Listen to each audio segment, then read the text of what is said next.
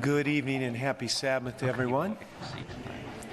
And for our online viewing audience, we especially want to welcome you this evening as well.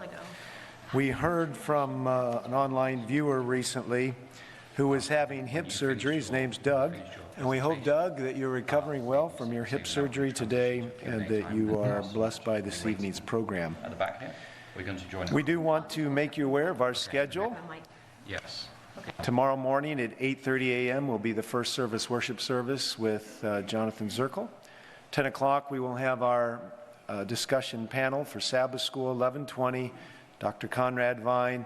And then tomorrow at 2:30 following the lunch, Dr. McCullough will be sharing his personal testimony. And then at 3:30 we'll be looking at the dynamics of trusting God and making a measure of preparation for what we know prophecy says is coming. So tonight we also have an opportunity for you to ask questions. And those questions can be sent in one of two ways, whether you're here in the audience or whether you are watching online. And if you want to submit one by paper, all right, by paper, this is probably not going to work this evening. So we're going to require you to use your phones and text to these numbers. We're just not set up tonight for paper submissions. So 269-815-0010 and liberty@villagesda.org. So while you're listening to Dr. McCullough tonight, we're going to have a sizable time for question and answer, but we won't be taking any questions and answers from the floor. So we want to encourage you to text those in. If he says something that piques your interest, please be sure and do that. Tomorrow for our worship services, we will be using name tags. So when you come in, if you're so inclined, if you would be willing, we can connect with each other a little bit. We're here from different churches and in our community, and we'd like to make a new friend and enjoy worshiping together. I'm going to read a few quotations from our General Conference Public Affairs and Religious Liberty website. It says, for more than 150 years, the Seventh-day Adventist Church has been committed to promoting freedom of belief for all people. Religious liberty is in the DNA of the Adventist Church, is how Elder Ted Wilson, president of the General Conference, describes Adventist deep commitment to the idea that religious freedom is a God-given gift. Also on that website, it says persecution is Satan's trademark, and he has practiced it throughout the history of our world. He changed his name and he dressed differently based on the context and the cultures, but at the end, he always used the same methods: coercion and persecution. He did it from the beginning, and he will do it until the end of the world. And one of the last lines on the page I was looking at said, the interest of Adventists in religious freedom probably has no equivalent in the Christian world. Recently, someone sent me an email, and it said, if it can be questioned, it's science. If it cannot be questioned, it is propaganda. This is something for us to think about. Every Seventh-day Adventist or Christian who has a concern over religious liberty should be concerned. They should be concerned at the concept of the suppression of free speech and the distribution of facts and information for informed consent. The dictionary says liberty is a noun. It is a state of being free within society from oppressive restrictions imposed by authority on one's way of life. The adjective is religious for our weekend, and it says relating to or believing in religion. Both men were deeply religious, intelligent, and moralistic. So, relating to or believing in religion. We do believe that the book of Daniel describes in its few chapters the importance of care for the body temple. We also have in our fundamental belief, number 22, a statement that is an expression of our commitment to God and an act of living worship, that it is for us to give intelligent care to the body temple. Every American should be alarmed at the suppression of free speech and partisan journalism. We should also be alarmed at the free-floating anxiety that's prompting people to surrender a belief in the value of democratic republicanism, religious liberty. The Village Church, and I believe in most Adventist churches, we believe in mature discussion and the ability to have mature disagreement. Because we believe in these things, We practice and have practiced for years the expression of what we understand religious liberty to be. Now, some have not felt that the last few years relative to the dynamics of free-flowing information, lack thereof, loss of job, all surrounding something that went into your body, has anything to do with religion. Now, the primary emphasis of this week will not focus on this. This evening, however, with Dr. McCullough, we will be looking at pandemic lessons. And during this period of time, we're hoping for a mature, dignified, beautiful time reflecting on what God is teaching us from the last few years and what we can learn. And we're thankful to Dr. McCullough for being here. Abraham Lincoln said, "I'm a firm believer in people. If given the truth, they can be depended upon to meet any national crisis. The great point is to bring them the real facts." Now, whether or not you're watching online or here present, this is not a forum where anyone is asked to agree with everything that is said. But it is a forum for things to be said. And certainly at this moment in time in the pandemic, it would appear that we're out of that highly charged dynamic of emotion that made these discussions so difficult even a year ago. One more thing that Abraham Lincoln said, he says, "There's another old poet whose name I do not now remember, who said, 'Truth is the daughter of time.'" And this may be exactly where we're at this evening. So on behalf of the Village Church, we are glad you are here, whether in person or online. We're looking for the beauty and dignity of Jesus. We're touching on a topic that is important to the free and civil discourse and the free exercise of our understanding of how God in our lives impacts our choices. And we hope that the time we spend together would be an honor to the Lord, a blessing to each other, and a witness to society. May we be the most dignified, noble, and thoughtful people in our speech and discourse of any that anyone knows. And may these blessed Sabbath hours bring refreshment and encouragement, if not a good bit of discussion about some of the subject matter presented. But let the discussions go on for the sake of liberty, for the proclamation of the good news that God himself has paid the highest price that we might be allowed to make choices. So welcome again.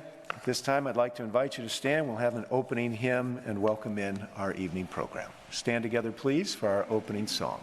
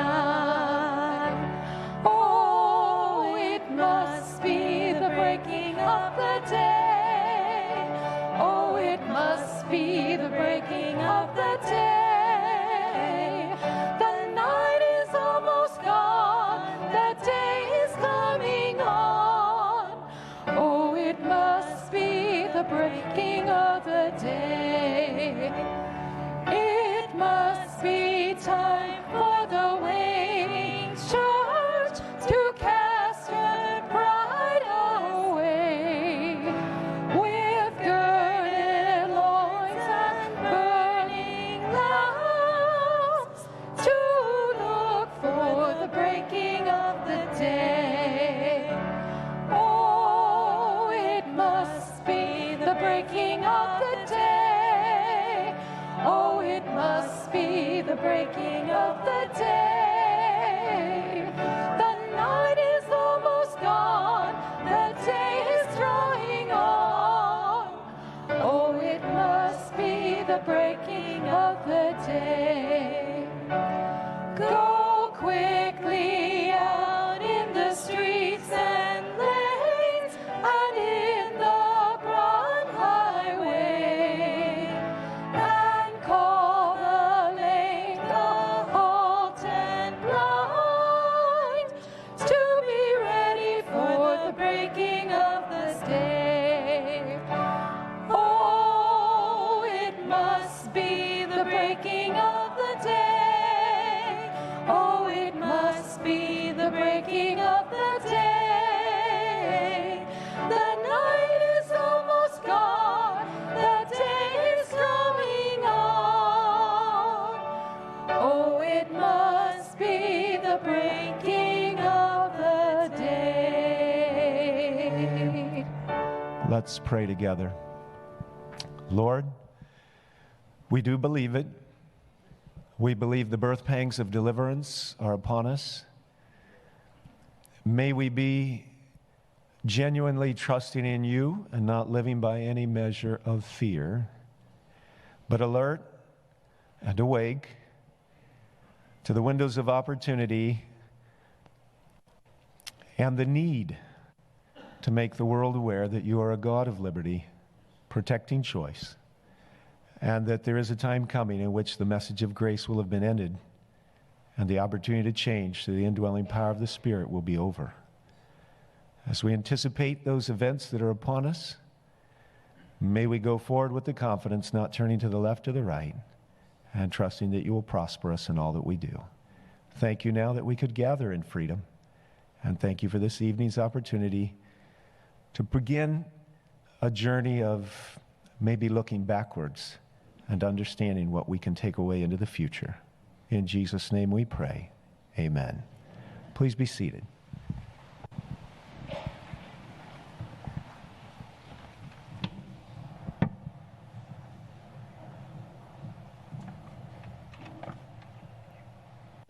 Our evening speaker. Our evening speaker is Dr. Peter McCullough. This is not his first time to fellowship with us, and we are so glad that he is back with us. He is an internist, cardiologist, epidemiologist in Dallas, Texas. He practices both internal medicine, including the management of common infectious diseases, as well as the cardiovascular complications of both the viral infection and the injuries developing after the COVID-19 vaccine. Since the outset of the pandemic, Dr. McCullough has been a leader in the medical response to the COVID-19 disaster and has published the pathophysiological basis and rationale for early outpatient treatment of SARS-CoV-2 infection. The first synthesis of sequenced multi-drug treatment of ambulatory patients infected with SARS-CoV-2 in the American Journal of Medicine, and subsequently updated in reviews in the Cardiovascular Medicine. He has 46 peer-reviewed publications on the infection and has commented extensively on the medical response to the COVID-19 crisis in the national media channels. On November 19, 2020, Dr. McCullough testified in the United States Senate Committee on Homeland Security and Governmental Affairs, and throughout 2021 in the Texas Senate Committee on Health and Human Services, the Colorado General Assembly, the New Hampshire Senate concerning many aspects of the pandemic response. Dr. McCullough has had 18 months of dedicated academic and clinical efforts in combating the SARS-CoV-2 virus, and in doing so has reviewed thousands of reports, participated in scientific congresses, group discussions, press releases, and has been considered among the world's experts on COVID-19. He is the co-editor of Reviews in Cardiovascular Medicine and associate editor of the American Journal of Cardiology and Cardiorenal Medicine. He serves on the editorial boards of multiple specialty journals. Dr. McCullough has made presentations on the advancement of medicine across the world and has been an invited lecturer at the New York Academy of Sciences, the National Institute of Health, the U.S. Food and Drug Administration, European Medicines Agency, and the U.S. Congressional Oversight Panel. Now, all of that is just a small measure of who he is. But just before he stands in your presence tonight, I want to remind you that when a person maintains their integrity, they have the internal staying power to stick to what they believe in spite of the price they pay. And I've known very few people that have been as willing to pay as high a price to maintain his own academic and personal integrity than our speaker this evening. So for all those that are physicians and students of the human body and mind, whether you're online or you're here presently, may the respectful dialogue continue, but may we remember that those that are willing to pay the highest price for what they believe are the ones who should be receiving our greatest attention and seriousness and introspection at what they're saying. So tonight, it gives me great pleasure to introduce to you someone that has blessed myself personally, has been a blessing to so many others who believe that they do have the right to choose what goes into their body, and that there's actually good medical reason to ask for and establish the privilege of governing how those things should and should not be required upon any group of people. So tonight gives me great pleasure if you would please welcome Dr. Peter McCullough.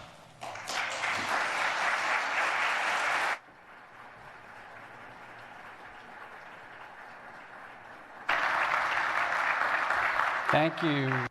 Thank you so much for that wonderful introduction, and thanks to each and every one of you for attending. It's great to be back at St. Andrews. It seems like such a long time ago, but it really wasn't.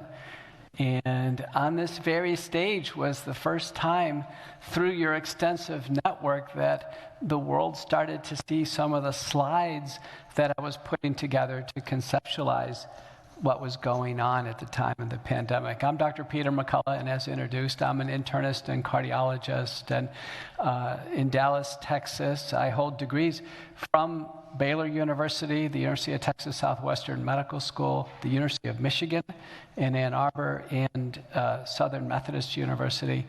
And for the last 3 years, I've been completely focused on the pandemic. I thought in many ways this is the biggest medical event that was going to happen in my career, and I wasn't going to sit on the sidelines when there was an opportunity to try to help and try to contribute, both as a practicing doctor, but also as a scholar and a researcher. So as an update to what the introduction was, I've now been stripped of all professorships, all editorships, all committee member positions. I think it's all gone now. So everything that Pastor Kelly said, the update used to be, we could just subtract those. Tomorrow I'll tell a little bit more about that odyssey.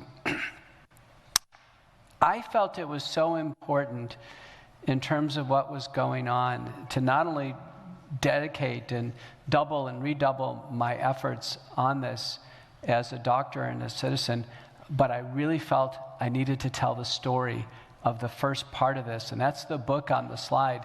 It's called Courage to Face COVID-19, Preventing Hospitalizations and Deaths While Battling the Biopharmaceutical Complex. So I brought a few copies of the book. What I'm going to do is we're going to decide the best question from tonight, and then whoever asks the best question during the session will have a book for you tomorrow, so that'll incentivize you. But I teamed up with best-selling author John Leake, who's a true crime author. He's already has some best-selling books, and so it's written by a pro. It's the only book in COVID-19 that's written by a professional author. And so you can read it in about 2.5 hours, maybe 3 hours at the most. It's got big print, and it flows. And it tells the story in a gripping, kind of page-turning fashion about the impediments to providing early therapy to patients. And it was intentional. And it was comprehensive and simultaneous and worldwide. And the crimes committed were fraud. The world was defrauded on this whole concept about treating this illness. It's a treatable illness, and it was fraud to present it in any other way.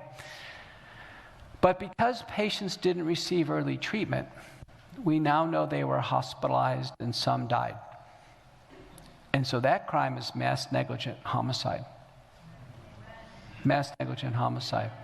And we look back now, I've testified 3 times in the U.S. Senate, twice in the Texas Senate, and I have landmarks where I've actually, under oath, forecasted all of this as an epidemiologist and summarized it.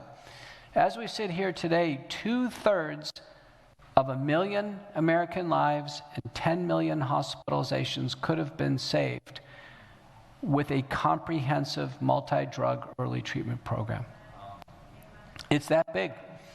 It's that big. It's the biggest loss of life ever in the history of our country. It blows away the Civil War, all the other wars. It's that big.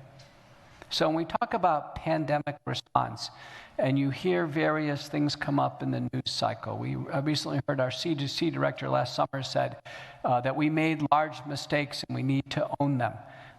We saw an op-ed in The Atlantic by Emily Ulster of Brown University saying, oh, we should jump to amnesty. We should actually give amnesty for these mistakes.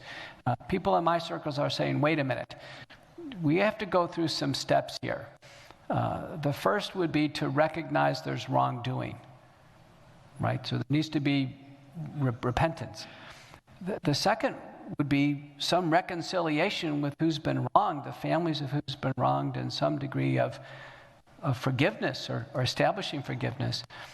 And then after that is amnesty. It's like a 4-step process. It's jumping to amnesty without those we don't think is appropriate at this time when such large crimes have been committed. So let's get into this. COVID-19 vaccine safety, a few lessons learned. I think I have about 20 slides. The first slide I want to show you is a slide from the U.S. military website today. You can go on the URL today. Our U.S. military has a unit, and it's a big unit. It's called DARPA. DARPA is the Defense Biological Threat Unit of the U.S. military. The NIH has a research division called BARDA. But this slide, look what this slide says today. It's on the website today. There's a program called the Adept Protect Program, Pandemic Prevention Platform 3 program. In 2012, DARPA announces to the world that they are going to use gene-based vaccines. They're going to use messenger RNA technology to do what? To end pandemics in 60 days. There's the diagram of how they're going to do this. That there'll be a virus, they'll figure out the genetic code, they'll load the genetic code on this genetic material, inject the genetic material in the human body will produce the protein, and then will be an immune response. So when former President Trump got out there and said that there's Operation Warp Speed and they're going to develop vaccines, it would have been more truthful if he said, we've been working on this since 2012. When Moderna came out and said they had a vaccine, within 3 days of Trump announcing that there's a national emergency, it would have been more honest if Moderna said we received their first flow of money from DARPA in 2013, and that this was dreamt up by DARPA consultants, and then Moderna got involved. That would have been a more honest representation of what was going on. In U.S. biological threat work done by our military, there's always 2 sides of assets. One side of it is the asset as a threat, that this biological organism could be a weapon. And then there's the defense. There's vaccines and monoclonal antibodies. So in this portfolio that DARPA has, and you go on their website, you can just click and see what they have. They have a portfolio of programs. They have an anthrax program and a smallpox, monkeypox program. And shortly after 2003, once we realized that SARS could be so infectious, there was an idea, and by 2011, they were actually contemplating the idea of having a SARS program, and in fact, it got memorialized in 2012 and 2013. So the U.S. has had a SARS program, SARS-CoV program, and it involves researching on the weapon to make it more infectious and to make it more lethal, and then to work at the same time on vaccines and monoclonal antibodies. Well, in 2014, this meant gain-of-function research to actually make the virus more infectious and more lethal. That's gain-of-function, and that was outlawed in the United States, so it had to be done by a contract lab offshore, and that's in Wuhan, China. So the Wuhan Institute of Virology took U.S. contracted projects that were conceived by DARPA and BARDA and our U.S. academic researchers, and the work was done in the lab in Wuhan, China. That's what happened. It would have been more honest. I mean, it's all on their website. It's all can be figured out. But if it would have been presented to America this way, I think it could have been more easily accepted. Americans could say, okay, we had a military operation that went bad. It's our virus. It isn't a China virus. We engineered it. We were working on this in response. It's all in the open anyway. It would have been a better representation of what happened.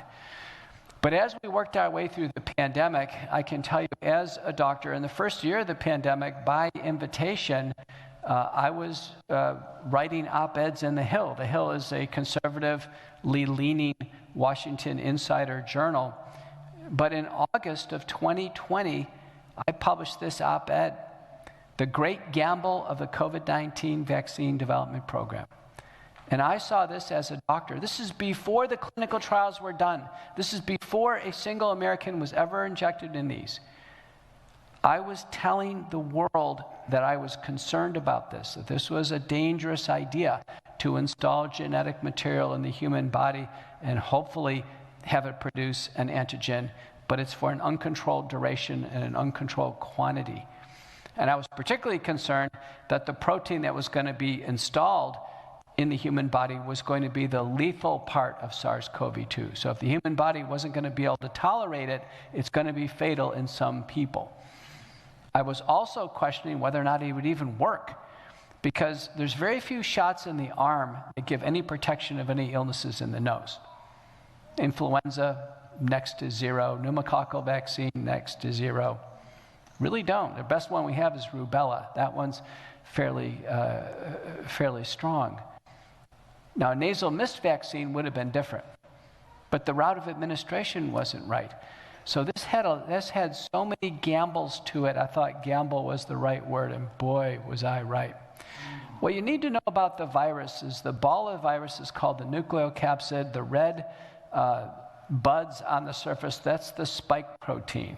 Everybody in America has heard about a spike protein now.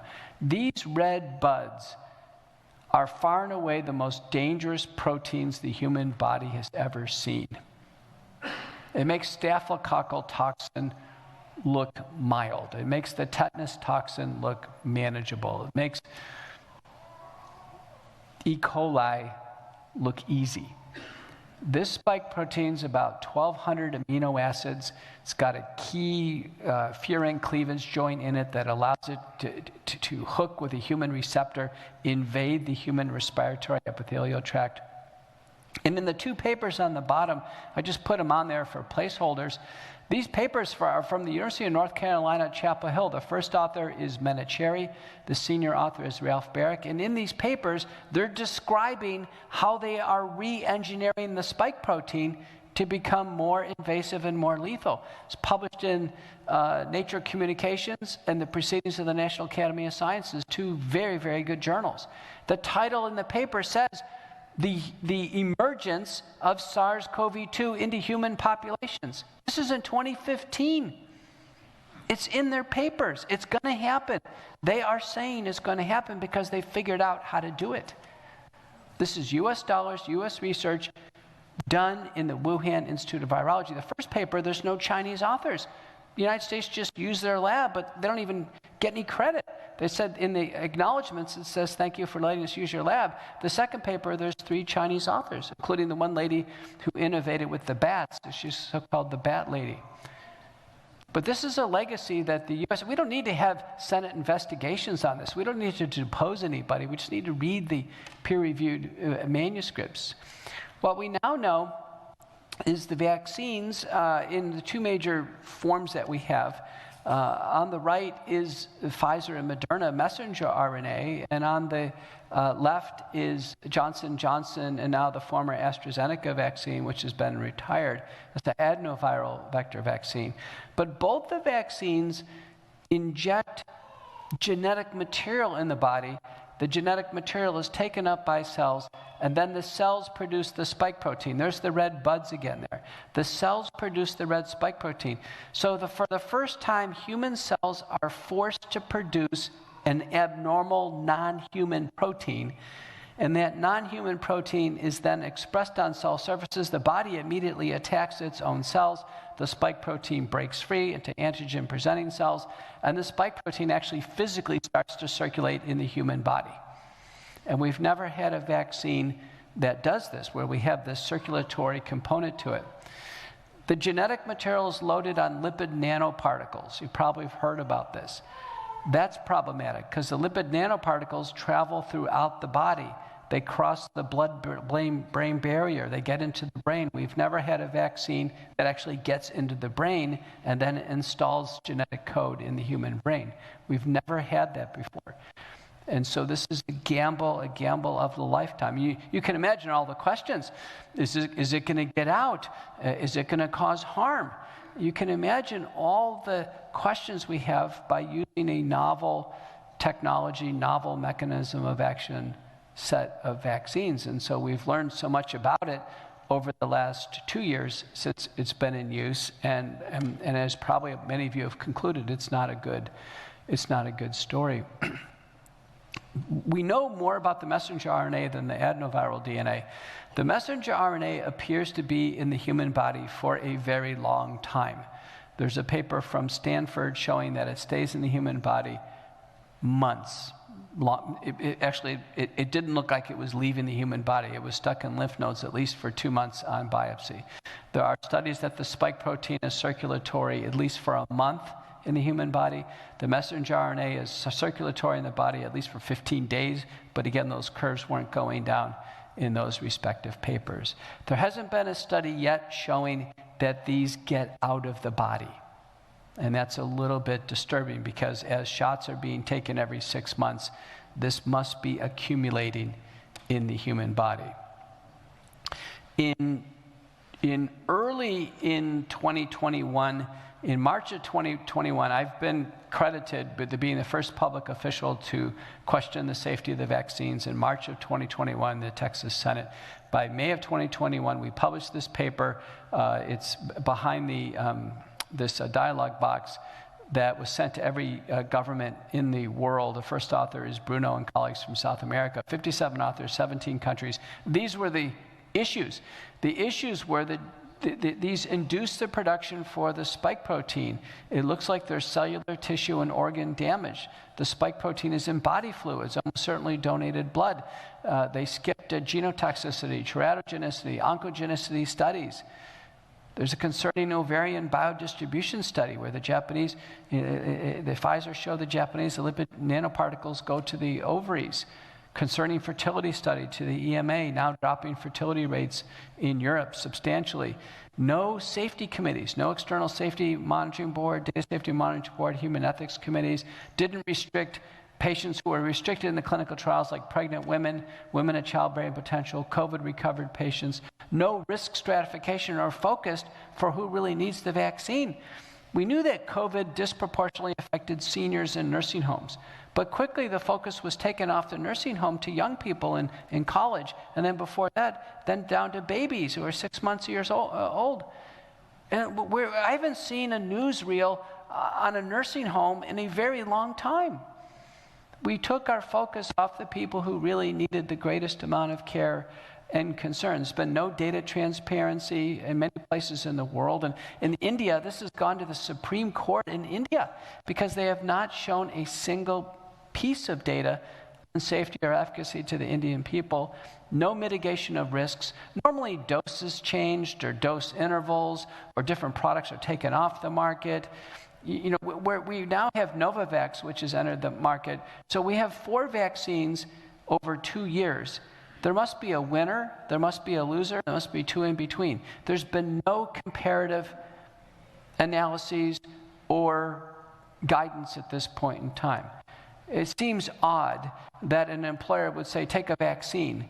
And you say, well, which one? Shouldn't I take the best one? No, it doesn't matter. Just take any one. It's odd. It's just odd. We're Americans. We like to compare things. It's odd that all the vaccines are just considered the same when obviously they're not. And there's no assurances on long-term safety. This was the most important part, particularly for children. We have no assurances that this is going to be safe long-term. In 2021, early in 2021, the White House and the Health and Human Services Division announced a program called the COVID Community Core Program. The website is called wecandothis.org. Our U.S. government poured billions of dollars into medical associations, the media, sports, entertainment, churches, minority groups to push the vaccines with no caution on medical need, safety, or loss of efficacy.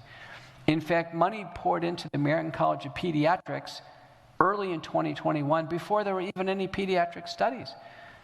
Money poured into the American College of Obstetrics and Gynecology with no assurances at all that this could be safe in pregnant women, certainly without any testing. Our U.S. government, our taxpayer dollars, 13 billion of them, corrupted these broad aspects of American life. Hollywood, the NFL, schools. Our U.S. dollars did this. We didn't vote on this. We didn't decide this was okay. This was put into order under an emergency countermeasure program. We now know this paper by Yasuhara, this was just recently released from Ohio State University. We now know that the vaccines cause heart damage or myocarditis. Look at this paper. This is 800 children in a research paper.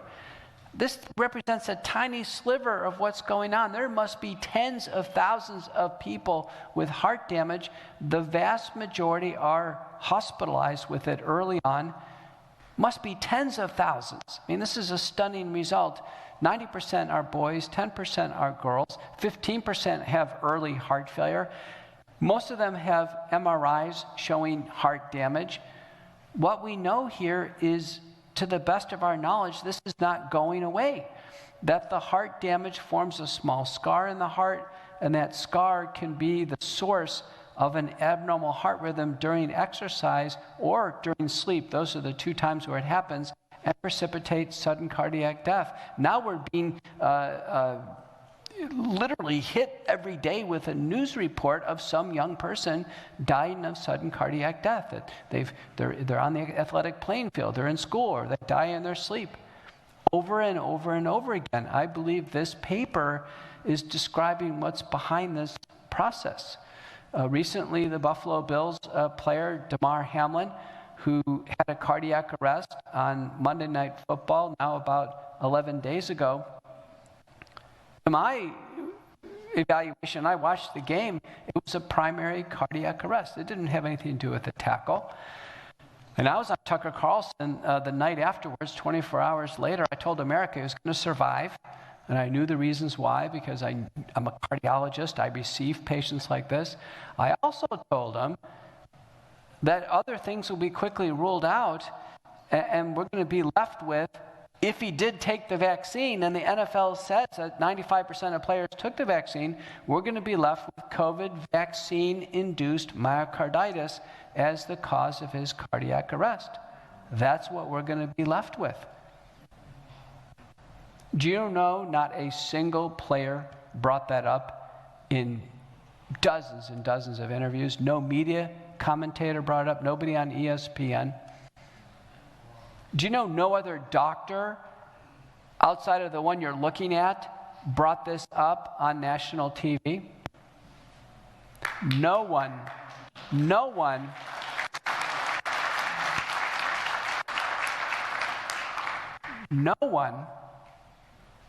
had the courage to mention this obvious possibility. Why is that? What is so terrifying about mentioning this possibility? It's a straight line. The line goes like this. Our government dollars went to the NFL. The FDA, a few months later, says the vaccines cause heart damage. The published autopsy studies show heart damage can lead to cardiac arrest. Then and our cardiology guidelines say we can't let them play in sports if they have myocarditis and heart damage because they could have a cardiac arrest. Then the NFL, against the NFL Player Association wishes, they force a mandate on the players in August of 2021. And then for 8 months they run this mandate and they claim 95% of the players took the vaccine, and now we have a player who has a cardiac arrest on the field. It's a straight line. On Monday night this week, I told Laura Ingram, you can't get a straighter line. That's called a chain of logic. It's a chain of logic. It's going to be one after another after another. It takes courage to mention this as a possibility. Not all the players took the vaccine. It turns out there's about 10 of the best quarterbacks in the league didn't take the vaccine. Yeah, they didn't take the vaccine. So they don't all have the vaccine inside them. I think a lot of these young men are scared to death for themselves. That's what I think. They're starting to think, oh boy, is this what I took? And is my number going to get dialed up next? So we need an emergency sudden death registry. We need to be studying this. We need to know the vaccine status in each and every person. Now people say, wait a minute, Dr. McCullough, that's private health information. He doesn't have to disclose his vaccine status. I said, well, he would if he wanted to go to a rock concert, or he would have to show his vaccine status if he wanted to do something else. Like suddenly, for a public health reason, it's not protected health information. I would say that sudden death in athletes and young people is just as big as a public health concern as SARS-CoV-2 infection was, and that we should suspend public health information for the vaccine card, since everybody wants to know that anyway, and just tell America, did he take the vaccine or not? It's 11 days, and he's sitting on this like it's going to be a mystery forever. Now, thank the Lord, he survived as I prognosticated. He's back home. He'll get additional tests, and they'll sort it out. I predict that this will wash away in the media, and before you know it, there will never be a mention of this case until the next one. Until the next one. Now, we learned yesterday that the daughter of Elvis Presley passed away. And there's going to be a next one, and a next one, and it's a next one. We must have people develop the courage to tell us what's happened. Otherwise, as doctors, we'll never be able to figure it out and stop it. What are the benefits of taking the vaccine? I know some of you in the audience took the vaccine. What are the benefits? I pulled the most recent consent form for vaccination from CVS and Walgreens. This is for Pfizer. The benefits section of the vaccine consent form is the smallest section in the entire form. And it says in past tense, the COVID-19 vaccine has been shown to prevent COVID-19 in the past. There is no claim that the vaccines stop COVID. There's no claim that it stops transmission, doesn't protect somebody from somebody else.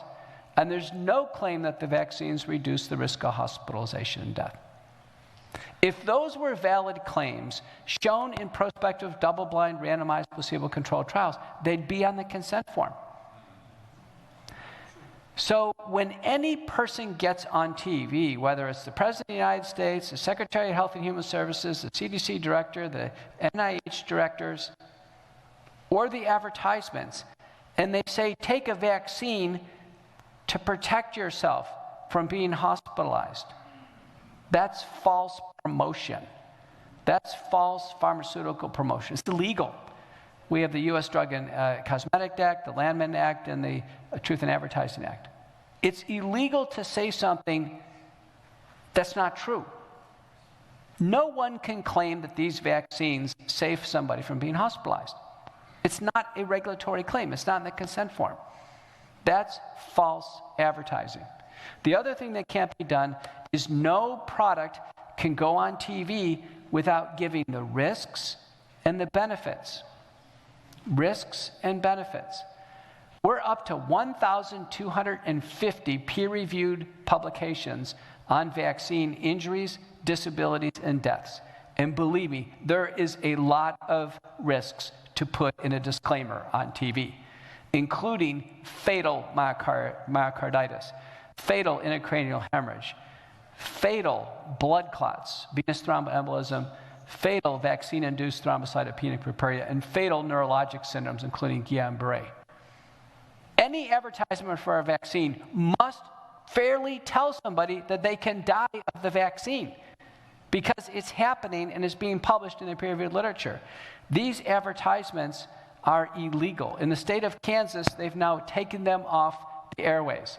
Ron DeSantis in Florida has announced that they're going to have a grand jury, and I think one of the very first things they're going to do is they are going to go after wrongful advertising.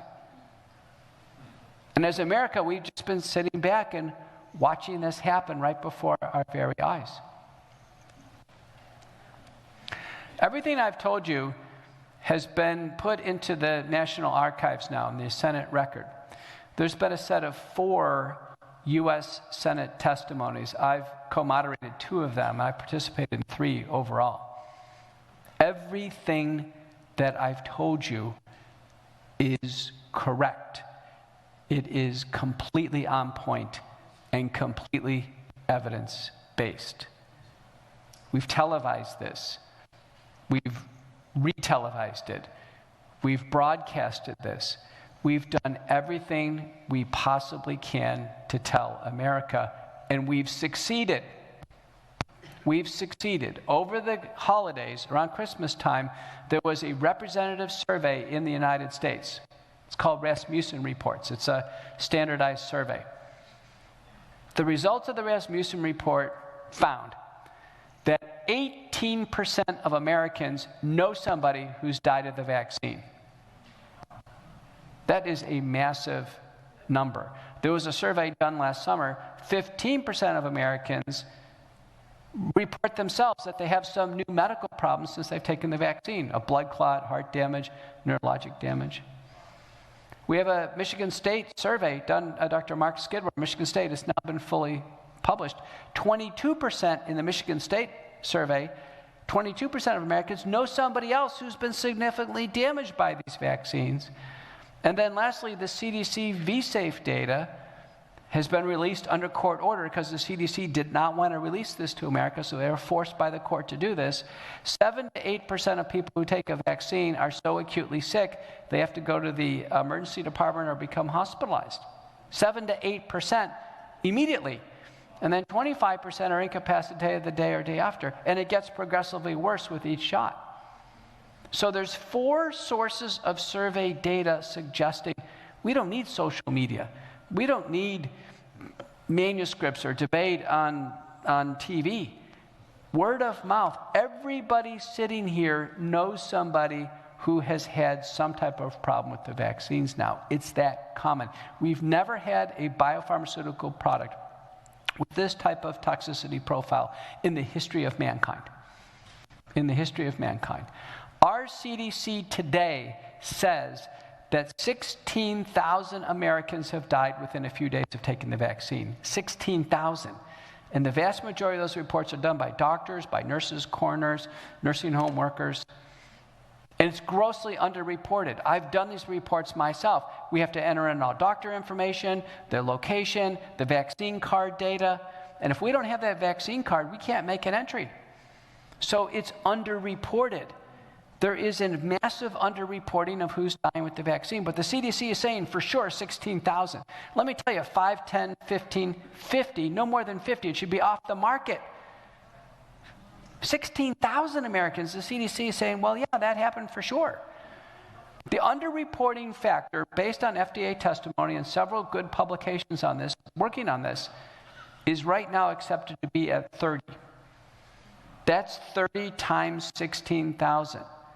I am telling you, it's 450,000 plus Americans have died after taking one of these shots. That makes 9/11 look like nothing. That makes our major wars look like nothing. It's happening. It's happening all over. And most of it is so hard to recognize because it's in our senior citizens. You know, we see the young athlete dying on the field, or a public figure, another celebrity.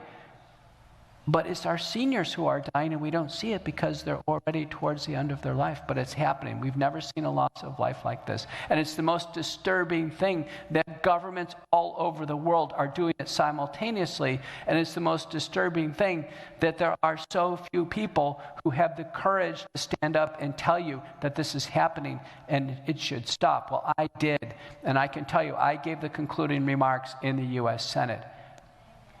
And I did not hesitate. I told America these vaccines should be pulled off the market, period. Period.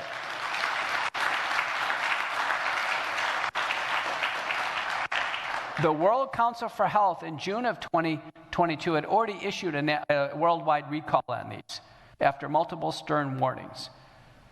This was the first time Americans had this, and we had it in the record.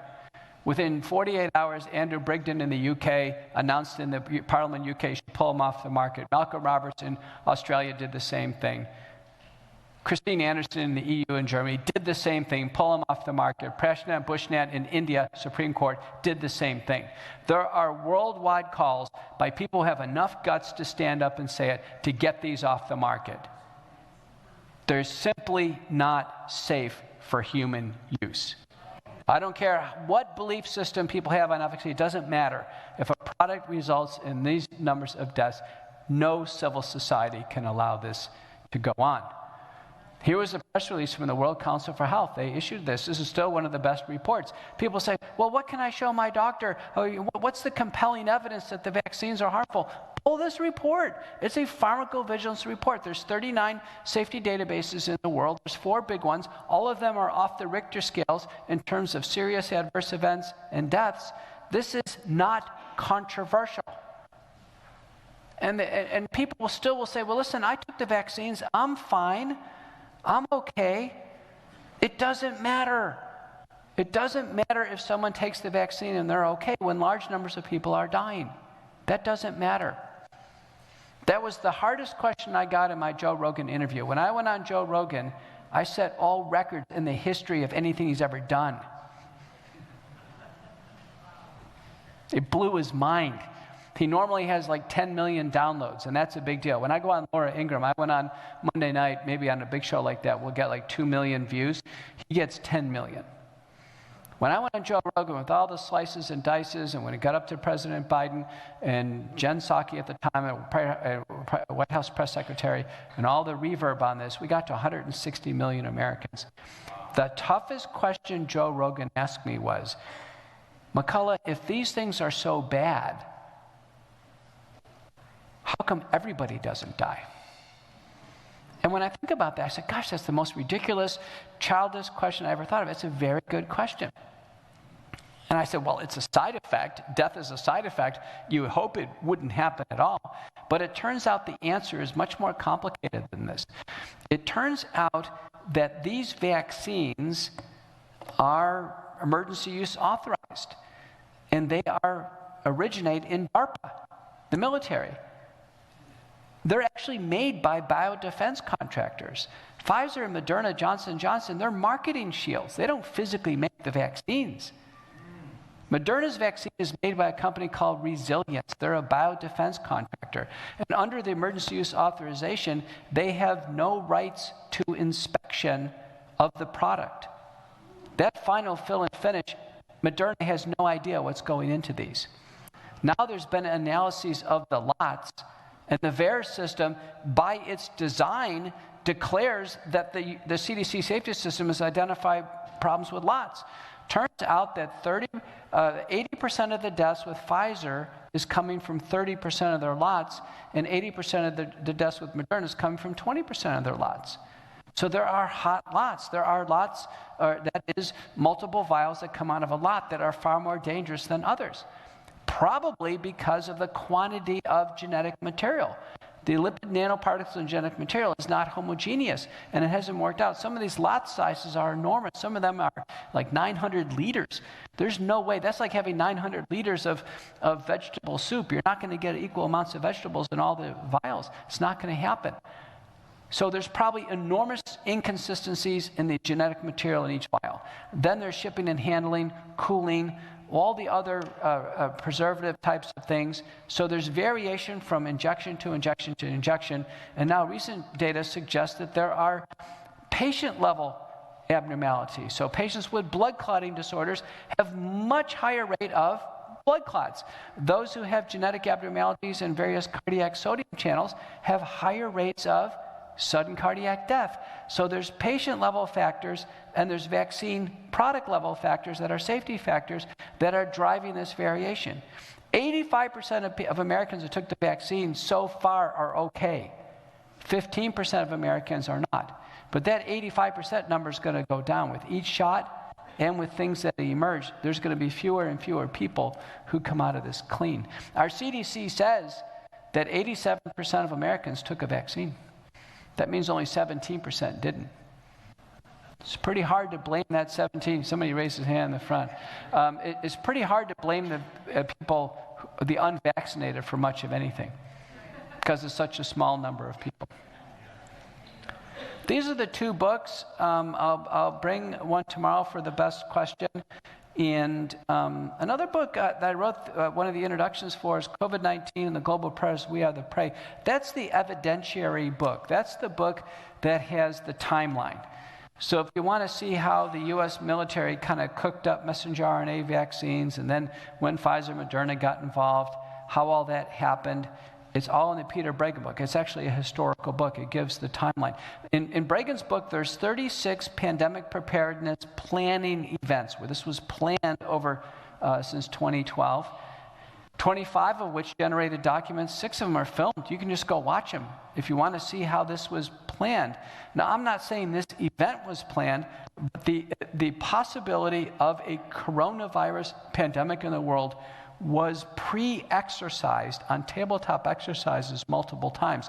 That's how everything fell into place so quickly, because people were ready for this. When it happened to Wuhan, China, it was go time to operationalize all of these emergency response measures, how to count the deaths and the cases, how to get the scoreboard up on CNN, how to do all this, because it was all preparedness. I think we have something very similar for smallpox and anthrax if there was a major outbreak as well. We have these government assets ready to go and ready to move, and we use them. But it's in the Breggin book. It's in the Breggin book. And it is collusional. I want you to understand this. There is a very close-knit relationship in these people in the biopharmaceutical complex. The best example is Moderna CEO Stéphane Bancel. He formerly was the billionaire CEO of bioMérieux, a French company. Jacques Chirac commissioned this French company to help the Chinese build the biosecurity annex at the Wuhan Institute of Virology. That was Bancel. He helped the Chinese build the lab. Then in 2011, he goes from bioMérieux to Moderna, and Moderna starts working with the Chinese in the lab to work on the vaccine. It's a very incestuous relationship. Recently in the news, Scott Gottlieb, one of my contemporaries, former FDA commissioner, is in hot water because he's on the board of Pfizer, and he's been advising America to take Pfizer vaccines on CNBC, and it turns out he was colluding with Twitter to suppress information on natural immunity. And his predecessor, Stephen Hahn, former FDA commissioner, now works for the venture capital firm for Moderna. This is why the corruption now is wide open. It's important for you to understand this. Part of this process is corruption.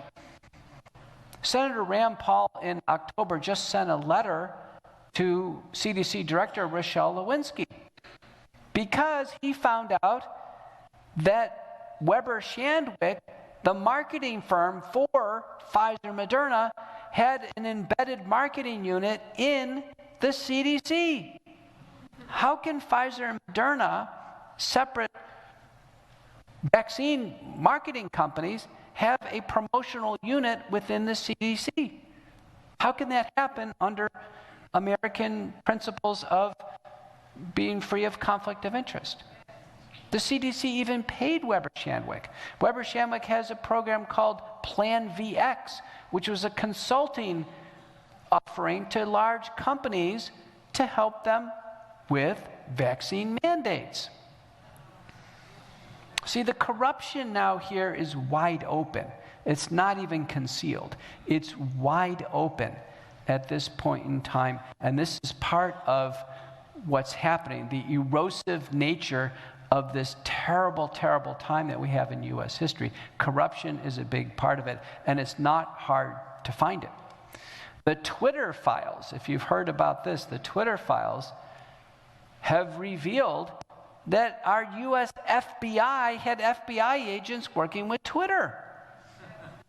That was before COVID. A warm-up for COVID is they were working on manipulating election sentiment. Then they turned their attention towards COVID. And in COVID, our CDC and FBI with Twitter and the BBC and what's called the Trusted News Service did several things. They suppressed any hope of treatment to Americans and people in the world.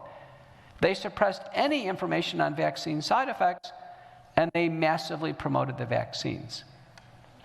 Our U.S. government did this, and so did the French government, and so did the British government, and all governments worldwide.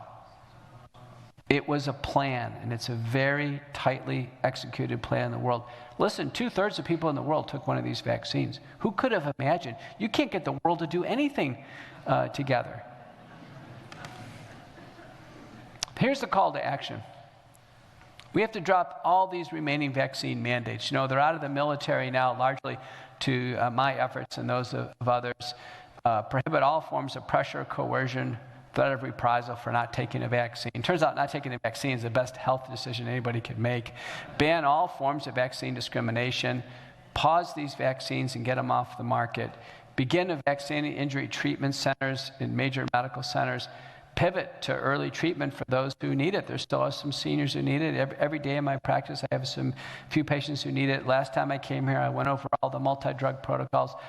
COVID-19 is readily treatable. It takes 4 to 6 drugs. We have to use it in combination early as an outpatient. We can't wait for people to get too sick in the hospital.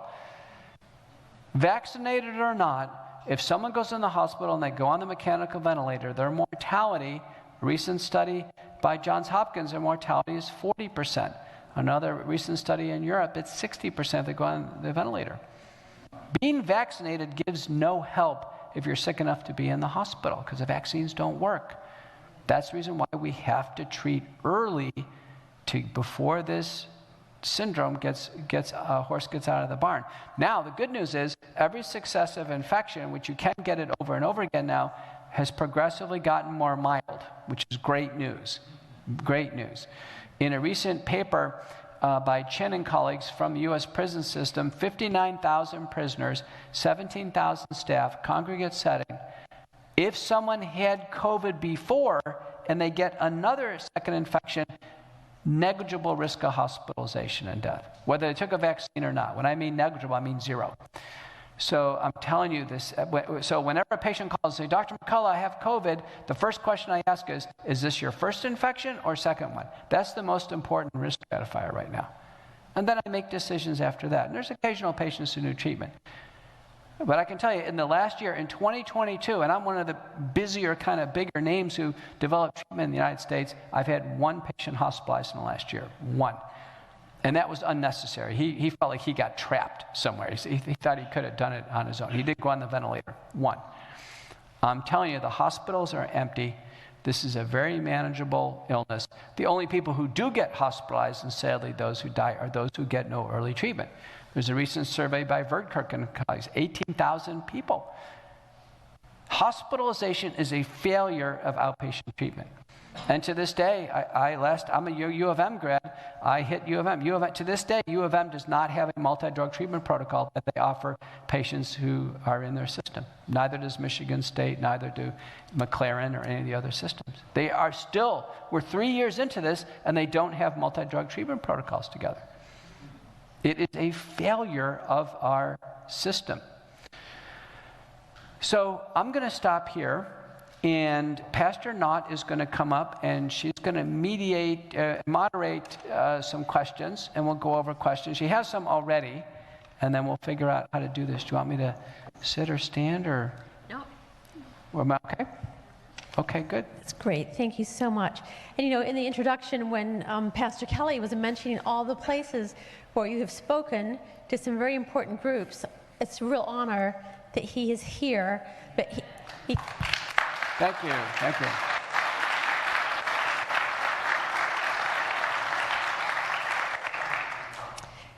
So a lot of questions, some have come in, and they're going to bring me some more. But two things that I'd like to focus on first. So there are people who have taken the vaccine, and they're concerned because of all that they're hearing. I mean, every day I get something else in my inbox that talks about a complication of having the vaccine. And the question is, will there be vaccine injury treatment centers? People want to know where they can go because either, you know, hopefully they didn't get a lot that was worse than others. But are there places, will there be places where people can go? Right now, there are no formal vaccine injury treatment centers. The major administrations, like, let's say, University of Michigan or Ascension Health, McLaren, none of them have even recognized vaccine injuries. They're not even recognizing it, let alone forming treatment centers. So I can tell you, just being a doctor that recognizes that blood clots can happen and heart damage can happen, just the fact that I recognize these FDA acknowledged side effects, for me alone, I'm getting 1,000 calls a week from desperate patients who want to become patients all over the country. The willful blindness of doctors and healthcare systems right now is extraordinary. These are not controversial things. The FDA says they cause blood clots. We should be having, you know, a massive attention to blood clots in our country. Heart damage, a massive attention to this. But yet it's the health systems, and I think part of the problem is 96% of doctors took these vaccines. And I think what I'm seeing in my colleagues is when they've taken the vaccine, they can't psychologically handle the fact that the next patient in front of them could be having a problem due to the vaccine. In fact, there's a denial of the problem. And some of those doctors didn't want to take the vaccine. Some didn't, but I have to tell you, the majority jumped in. The majority jumped in. And we're talking a big majority of doctors took the vaccine. Let me give you one vignette. My co-author, John Leake, has got an acquaintance who lives in an island off of Britain, a young gal. She takes Pfizer, and she develops this lymphomatous reaction where the lymph nodes start getting bigger and bigger in the axilla and the subclavicular area, and it starts advancing in her neck. And she gets to the point, she starts to get panicky, and they airlift her into St. Mary's into London. And she has biopsies, and all these consultants see her, and it becomes so tense as these lymph nodes get bigger and bigger. And this is going on for weeks now. It crushes her carotid artery, and she has a stroke. And so now poor thing's got a stroke, and she's a young gal. And the doctors come in, there must have been a dozen of them, and they said, we have never seen this before. We have never seen this illness before. No idea what causes it. It's just, this is an enigma. This is a diagnostic mystery. But we know one thing. It's not due to the vaccine. And her mother said, wait a minute. She goes, she was a normal girl. She took this, and within days, this thing took off. Patient after patient are being told by doctors in the most glaringly obvious cases that it's not the vaccine. That's how deep doctors are in this trance. And people are acknowledging that. Yeah. Next one. Okay, so there were those who have taken the vaccine who are concerned. Then there were those who have not had the vaccine. But talk to us about shedding, because sometimes they were saying that shedding doesn't occur. But in your blog in December of last year, you raised some questions, and I'll just should I remind you what you wrote, or you know what you wrote? No, I know what I wrote. But let me just answer the question about the vaccine. So if this is a usual audience, about 80% of people took the vaccines. Or maybe 90%. The most important thing is, if you've taken a vaccine, to understand that every successive shot gets worse. It's called the reactogenicity. And even today, our CDC put out a very smidgen of an acknowledgement there's even more of a problem with the boosters, because the boosters representing for some people the 4th or 5th shot, the bivalent booster. So the most important thing, if you've already taken a vaccine, is stop taking them and stop accruing all this genetic material and spike protein in the human body. The second important point for people who've taken a vaccine is be vigilant. Be vigilant. Today on my Substack, my Courageous Discourse Substack, the US FDA, the first author is Wu, W-O-O, at the FDA, is reporting on blood clots after the vaccine. Massive blood clots that go all the way from the ankle up to the groin. The FDA is reporting this in the peer-reviewed literature. The point I'm making is be vigilant. If you've taken a vaccine, your leg starts to get swollen, right away get an ultrasound, see a doctor. If you start to have numbness or tingling or neurologic phenomenon, see it, you be vigilant. Don't get stuck with a blood clot from your ankle to your groin. If we can get going early, we have half a shot on this. The last thing I'd say, if you've taken the vaccine, there must be some time dependency and attenuation of all this. There must be. I have a hard time believing it's going to be disease forever. I have a hard time believing that. I've been following my patients carefully. Large fractions of them took the vaccine. And, I honestly think if we're a year and a half or beyond, that this risk level should be going down. I recently was scared with two women who developed blood clots and pulmonary embolism about 18 months after the vaccines. About 18 months. But here's the wild card. The wild card is they had 2 or 3 shots of vaccines, but the vaccines don't work, and so they got COVID anyway.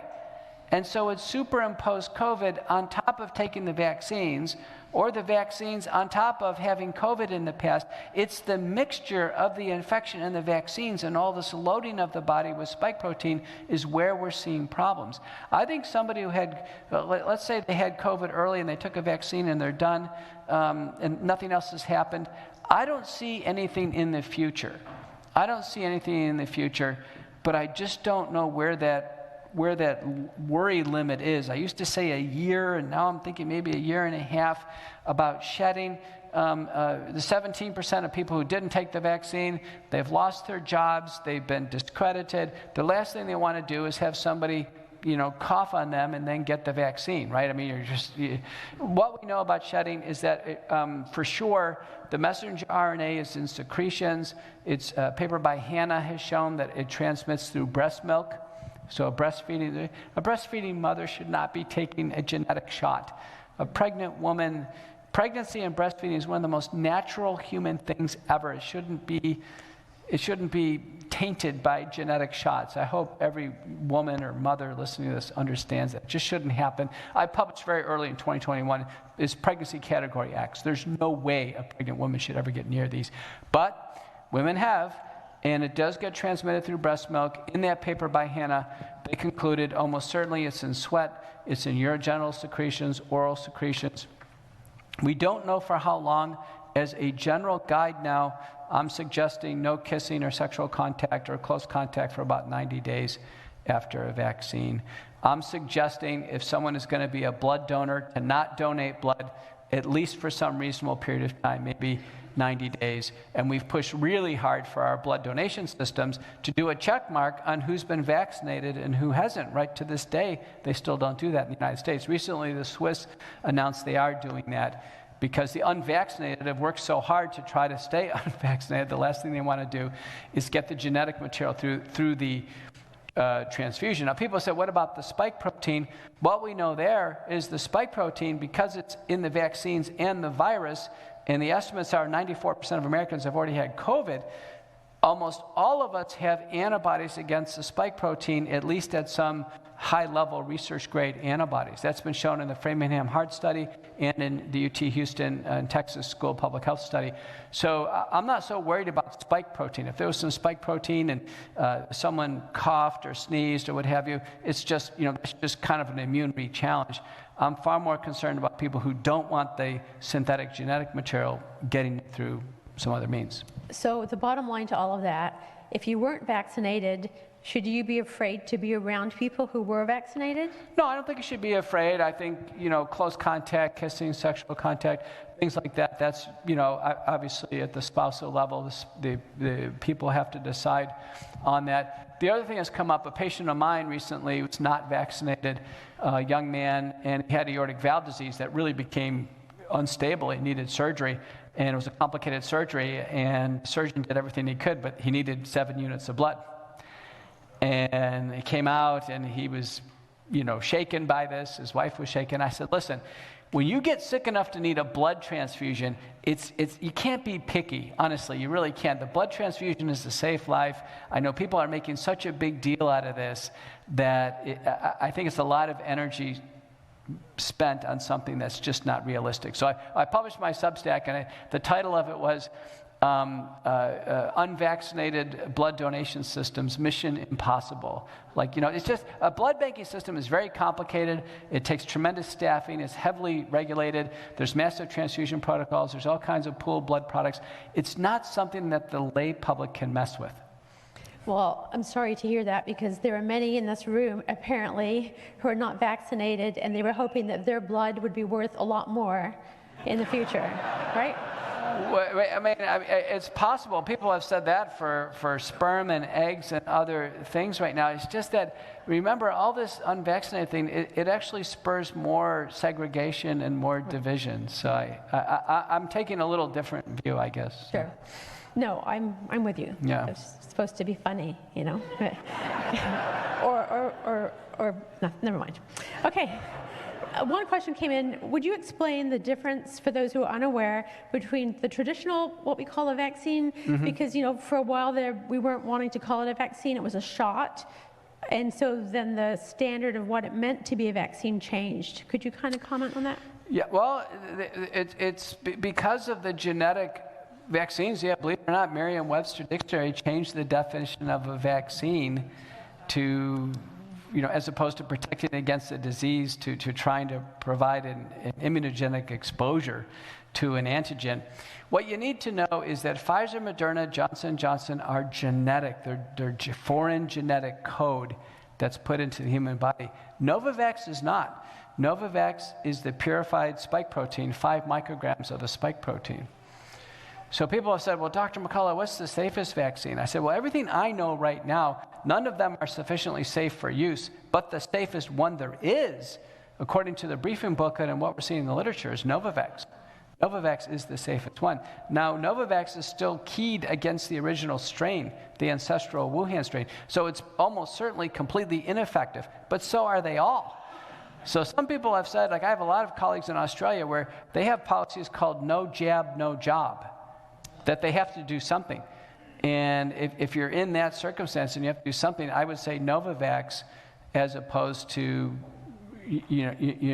one of the other vaccines, because even though there have been Novavax myocarditis cases, there's at least one, it was very self-limited, and we just haven't seen the other horrific things with Novavax. I think because it's just the spike protein and it's a limited amount. Mm-hmm. Some people haven't heard your presentations before, and the question is, what is early treatment for COVID? Early treatment now, and this is available by the Association of American Physicians and Surgeons and the Truth for Health Foundation. There's a competing protocol by the Frontline Critical Care Consortium. These are these websites.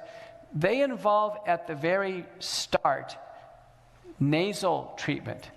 Everyone knows that you have to do a PCR test in the nose. The virus is in the nose. The pills don't penetrate the nose very well. You actually have to spray something up in the nose to kill the virus. So virucidal nasal sprays. And so that's dilute iodine or dilute povidone iodine, dilute hydrogen peroxide. There's even colloidal silver.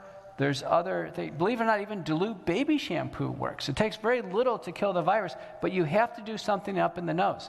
I can't tell how many patients in 2 weeks are sick as dogs. I go, what type of nasal spray are you using? Oh, nothing.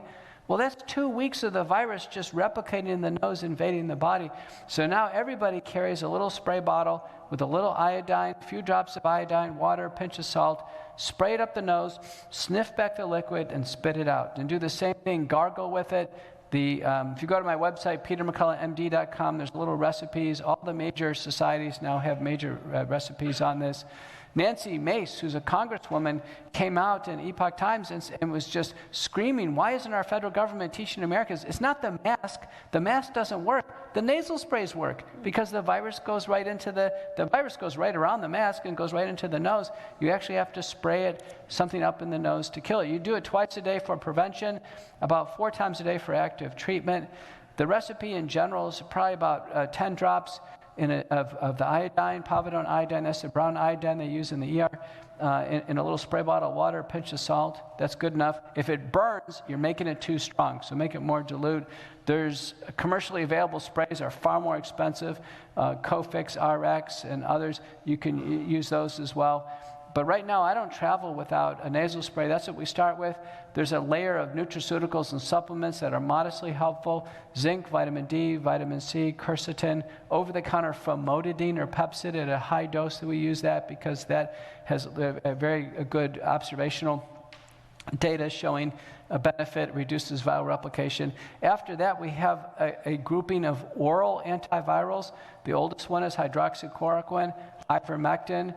We can use Paxlovid now, which is a newer emergency use authorization, and molnupiravir. Molnupiravir was just recently taken off our protocols because it failed in a very large clinical trial. We have antibiotics that we use occasionally, azithromycin or doxycycline, oral aspirin important, oral colchicine, oral prednisone as a steroid or dexamethasone, and then we move into blood thinners if we need them. But doctors can treat COVID-19. Even I've treated people in nursing homes, 90-year-olds. In my book, my dad's a patient. He was flat on his back in a nursing home with a pelvic fracture, and we're able to get people through, but the key is to start treatment in the first 3 days. All the people being hospitalized, they get behind on treatment. So early treatment protocols, very important. The current estimates are now, with everything we have, the efficacy is probably about 95%. We don't have large randomized trials on each drug, but we look for signals of benefit and acceptable safety and use them in combination.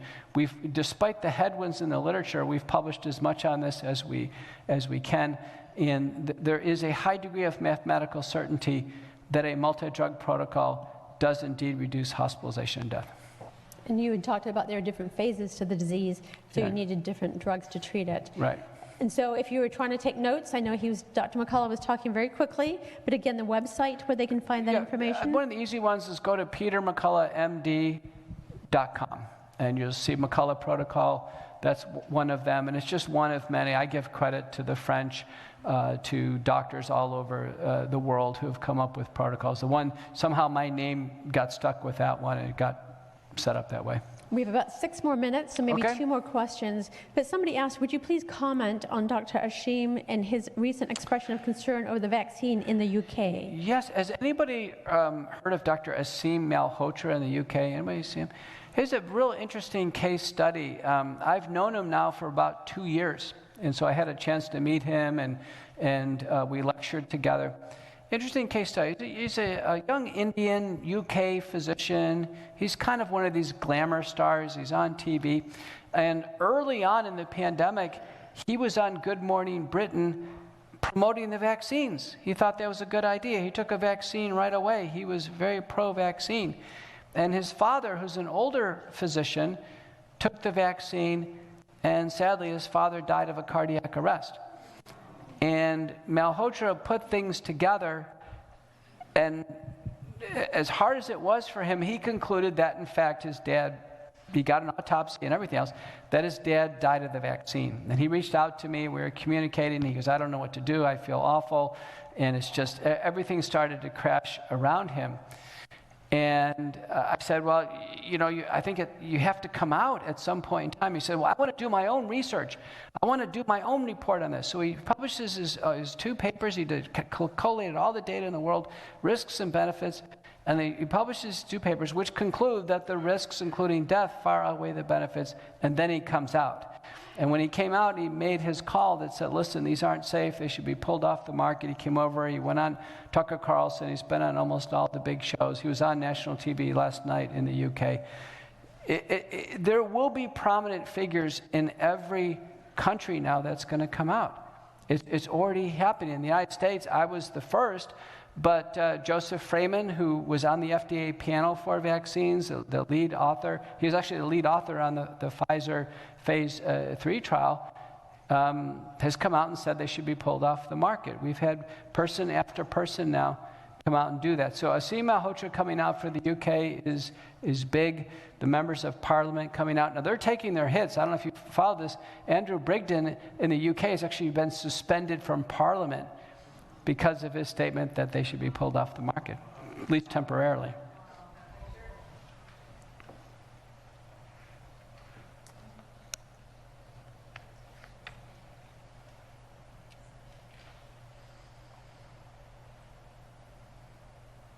Okay. I'll have to read through those while you're talking. Well, let me pick up this one where it says about the VAERS, the Vaccine Adverse Event Reporting System. And someone said, I've heard VAERS can't be used to assess causality. Did the vaccines actually cause the problem? Let me just address causality for a second.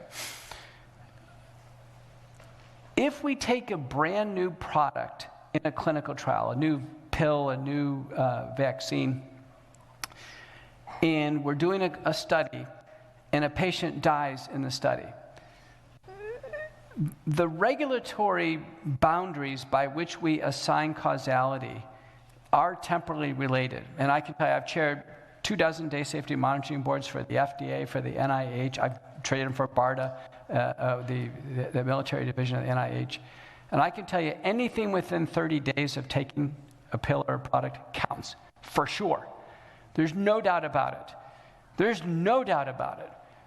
So even if there's a car accident, we blame it on the product because, again, the product could do something. So the temporal relationship is right. There's always a site investigator determination, a central determination, but proximity matters. So that 30 days matters. In VAERS, VAERS is not only the recording of the death, but there's a vignette. People type in what happened in there. The VAERS system early in April of 2021 was evaluated by Queen's University in London because you can publicly access the data. And they did a full evaluation of the vignette. 2 doctors read it and they coded it. And then they went to agreement and they tried to determine, was the vaccine the cause of the death? And the results of the McLachlan analysis is 86% of the time, there's nothing in that vignette that says it wasn't the vaccine. I mean, you're pretty much left with the vaccine. And that fits. So, based on McLachlan, there's a separate one by Rose, I would conclude the vast majority of what's in VAERS indicates that the person filling it out thought the vaccine caused the problem. Otherwise, we wouldn't submit the form. But when we evaluate causality, there is a formal way to do it in epidemiology. It's called the Sir Austin Bradford Hill criteria for causality. And this was done for smoking and lung cancer. This has been done for every major thing that we deal with in medicine. And it goes like this. The first criterion is it a big signal? Is it a big problem? Yes.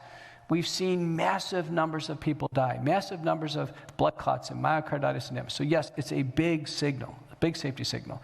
Number 2, is it biologically plausible? Yes. The vaccines install the genetic code for the spike protein. And all the studies show the spike protein does this. It damages the heart, damages the brain, causes blood clots. So clearly biologically plausible. Is it internally consistent?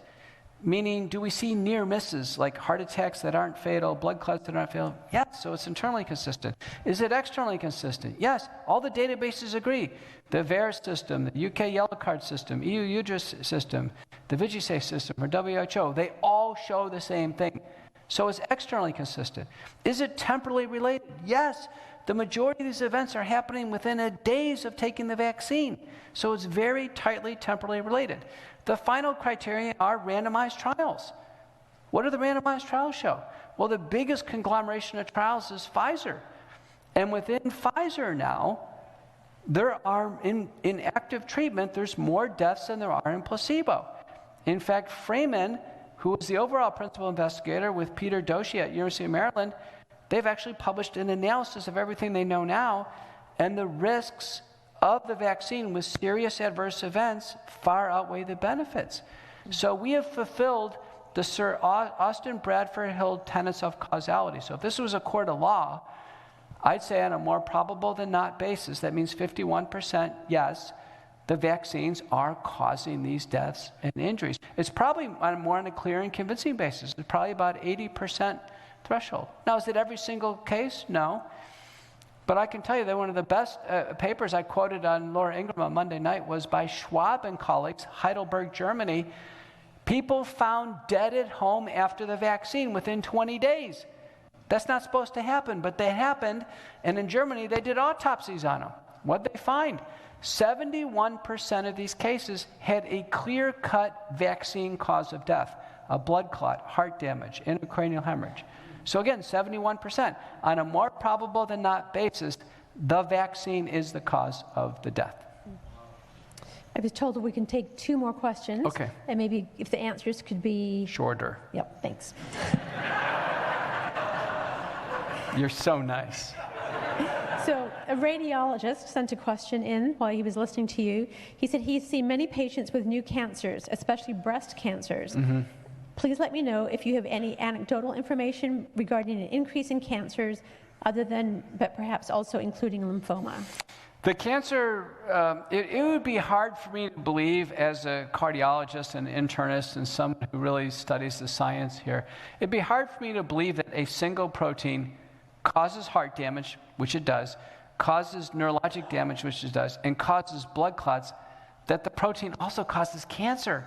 It's like, how could this happen? Now, some have said maybe it's not the protein, maybe it's genetic fragments. As Pfizer and Moderna are being broken down, maybe the fragments are oncogenic. The jury is out on cancer. There's only one database that's showing it right now, which is the DMED database, the military database. The leading argument on cancer right now is that it's delayed detection. Now, Scott Atlas, who's former White House advisor, Scott's in my media group at Fox, Scott believes it's just delayed detection. I'm not ready to express concern over cancer right now. I think it's too early. Because for 2.5 years, people didn't go in for right. testing. So maybe delayed in detection. Mm-hmm. I appreciate your conservative caution on that. So 2 of these are similar, and we'll end with this, and then I'll just have a closing comment. But in the case of a young athlete, can they be tested prior to know if they're at risk for myocarditis, or will they not know until they have a cardiac arrest or something similar? And then what blood work should we be doing to screen for those that are vaccinated for the risk of heart difficulties? Right. Well, listen, Ralph Barrick at the University of North Carolina at Chapel Hill in 1992 demonstrated that beta coronaviruses could cause myocarditis in animals if you gave a ton of the virus to an animal. So it's been known for a long time that coronaviruses could cause myocarditis, and it was sufficiently of a concern that the college athlete, the Big Ten, had a screening program. You guys did this in Michigan, where all the athletes, when they got COVID, they had myocarditis screening in 2020. So did the military. They didn't find much. The whole Big Ten, they screened thousands of athletes. They came up with a handful of cases of myocarditis, none hospitalized, none inconsequential, probably about 3 dozen abnormal MRIs. But it is published by Daniels in JAMA. And it's a multi-layered program. It starts with biomarkers and EKG, and it moves into imaging. It's a very good program. And the thing is, the Big Ten shut it down because they didn't find anything. What I'm saying is they used the wrong period of time. They should have been doing myocarditis screening when they started with the vaccines. So we should actually take the Daniels paper in JAMA that the Big Ten was doing as a perfect model. The military did something similar. They just did it at the wrong time. COVID itself doesn't have much of a myocarditis risk. It's actually all super loaded in these vaccines. Now, most people have had both exposures. So I think we should redeploy that now in the pros and in college. And what it involves is blood tests. And what I do in my clinical practice, the lead blood test is cardiac troponin. The doctors will know that. But I also measure blood BNP, ST2, and galectin-3. They're in the AHA guidelines. And then we move on to an EKG, echocardiogram, and then in those, the big ticket item is the MRI, and MRI should be selective. But every time in prospective cohort studies this has been done, there's two of them, one by Mansugian in Thailand and one by Lepesic in Basel, Switzerland. On shots 2 and 3, shortly afterwards, if they do all the measurements before, all the measurements afterwards, the rate of heart damage in those two studies, the pooled estimate is 2.5%. It seems like a small number, but it's actually a big number. 2.5% of people are objectively having some heart damage with the vaccines. Wow. So you have given us good news and bad news. So the good news is if you were not vaccinated, you might get COVID. Many people have gotten it. They have recovered. And if they get it again, it's going to be less severe. And I appreciate also the fact that if you have been vaccinated, that there's hope for you can do things to live a healthy lifestyle, and when you have symptoms, go right away to the doctor. Right, and that every month of time that goes on since that last shot, the risk should be going down, and I think it really is. And what I don't want to see is the 87% of Americans be just in the state of panic. Exactly. When it's the vast majority are fine. The Zogby survey shows 85% of people, as of last summer, take the vaccine are fine. And so unless there's some clinically determined problem, they should just, no harm, no foul, right? They're fine. But of the 15% who are accruing problems, they're now having to invest in trying to get them handled. God invites us to not live a life of fear. And I remember June, when the pandemic was strong, I had a lot of friends, some in the DC area, who never left their house for 7 or 8 months. I didn't choose to live that way. And I think this is where the test of who we believe and who do we trust, and as far as our trust in God. If I got sick from COVID, which I got COVID, I never felt that I was going to get really, really sick and die. But if I got sick, I figured I'd recover, and if I died, I have hope in something beyond this. So where do we put our trust? And that gets tested, and the evidence of that is how we respond in a situation like this. So I encourage all of us to learn to know and understand God, His love for you, and that He wants the best for you. Follow as the best you can the health principles that He's given us. And if you don't know them, go to meetings at a local church or at a health clinic that teaches you how to use those natural things to help you get better, and some of the protocols that Dr. McCullough spoke to us about. But Dr. McCullough, again, we look forward to your personal testimony tomorrow afternoon at 2:30, so eat lunch quickly or join us for lunch tomorrow.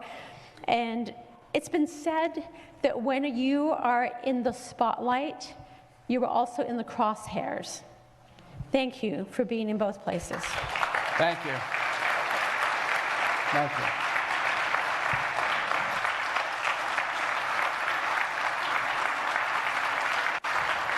Thank you.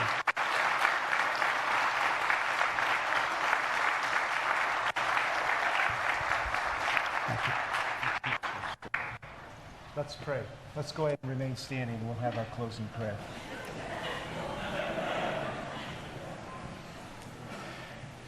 Thank you, Lord, for the freedom to have these discussions, the courage.